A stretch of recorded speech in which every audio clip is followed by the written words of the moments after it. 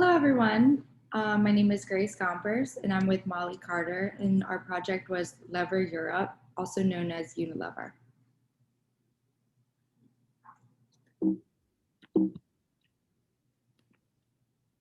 So the origin of this company evolved from the merging of Lever Brothers Limited and Margin Union. These two companies were both excelling in what they did by producing raw materials such as soap, oil, toiletries, and animal feeds. So So the competition of these two was rising extremely. So in the early 1900s, these two decided to merge and create Unilever in 1930.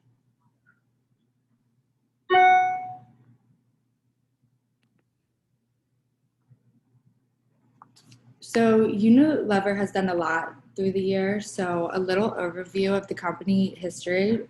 I highlighted some key dates and events.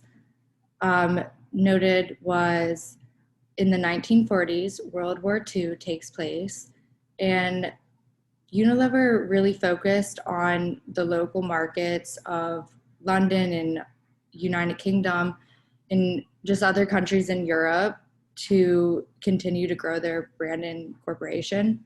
So during the bomb attacks, Unilever's soap brand called Lifebuoy offered a free washing station to the London community that suffered from this bomb attack. As you can see, there's a picture of boys lining up to take a hot shower with using their soap. So in 1943, Unilever acquired Batchelors, and this was the beginning of producing and preserving food. So they had frozen food products and canned goods. So they acquire them. They start to launch new toiletry items such as shampoo and Dove soap, as we know, which got launched in 1955. And Unilever produced their first television advertisement ever in the United Kingdom. And this was the invention of toothpaste.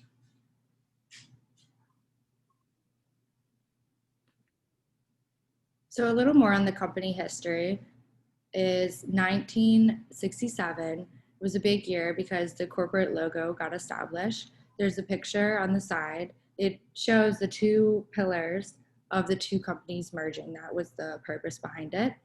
And it obviously is the beginning of the initial of their company.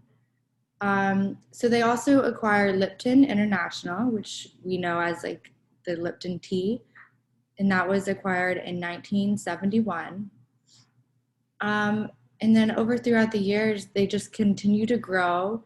They had to define themselves in four different regions, such as home care, personal care, foods, and specialty chemicals. Unilever acquires Breyers Ice Cream in 1993. And then they just continue to research, innovate, and acquire to position themselves for future success. So here's a little chart of their current leadership executives. At the top, we have the CEO named Alan Joe, and we can see that it gets broken down into different categories as Unilever has so many different departments. So there's just some key names there.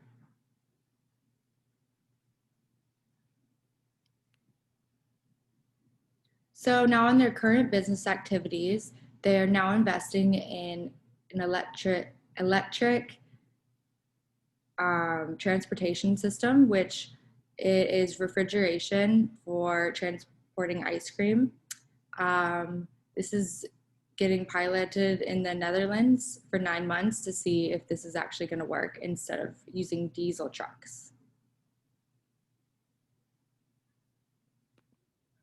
All right, so for the company size, their revenues for 2020 were 57 billion. Their employees, they currently employ 149,000 employees from all around the world. Their net income for 2020 was 6.375 billion, and their gross profit for 2020 was 57.942 billion. So for their supply chain problem, the rise of globalization in the marketplace has amped up competition in every industry, and Unilever produces, as we know, a wide variety of products across the globe. And they were not immune to this competition and were searching for ways to make their supply chain more lean and efficient. And they initially had local production facilities that were manufacturing the entire product line and selling those locally.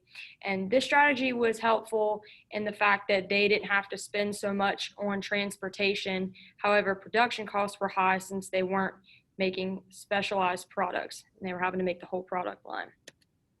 So their solution to this was creating Lever Europe. That's what their supply chain strategy is called. And the key point of it was to shift the manufacturing from factories that created the full product line to focused factories. And focused factories, the idea behind those are by limiting the range and mix of products manufactured in a single location, the company can achieve considerable economies of scale. So there's a lot of dangers that are involved with focused factories. They're an excellent way to cut costs, but there's a lot of trade-offs that are involved with adopting this method. So the cons of this are you have increased transportation costs because Unilever had, I believe, 16 factories, and then they had downsized to 11. So those 11 factories are making certain products in each factory rather than having 16 that are making the whole product line. So you're getting longer lead times, decreased flexibility, and a loss of responsiveness because you're not having these local factories anymore. You're having to transport these goods across national lines. So you have less flexibility because you're kind of outsourcing in a way these factories. And businesses that use focused factories, they're valuing cost efficiency over service efficiency because whenever you have factories that are local producing the whole product line, you're able to get those goods out and have a better handle on it rather than kind of having all your eggs are in one basket there. Whereas when you have these focused factories, everything is kind of spread out some more. So as we can see in current times, they're going to be running into some supply chain issues as well. And their current strategy, as we spoke about, was the Lever Europe. It's a centralized manufacturing and supply chain structure. It involved rationalizing production facilities across Europe. Like I said, they began with 16 and they condensed it down to 11. So the remaining facilities are all focused factories at this point. Each one concentrates on certain product families.